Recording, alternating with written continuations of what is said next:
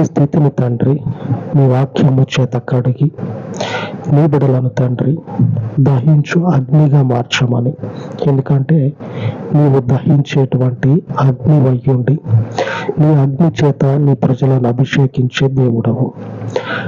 ఈ శ్రేష్టమైనటువంటి పరలోకపు రాజ్యమును పొందినటువంటి మేము నీ శ్రేష్టమైనటువంటి పరలోకపు పౌరసత్వమును నిలుపుకునేటువంటి సహృదయాన్ని ఇశ్రాయేలీయుల వలె కాక క్రీస్తు వలె నీ రాజ్యాన్ని స్వతంత్రించుకునే స్థితిని మా హృదయాలలో నిలవబెట్టమని, అందుకు సమర్థుడవు నీవు, శక్తిమంతుడు అయ్యున్న మీకు ఈ మనవులను ప్రతిష్ఠించి యేసుక్రీస్తు నామమున వేడుకొనుచున్నాను తండ్రి.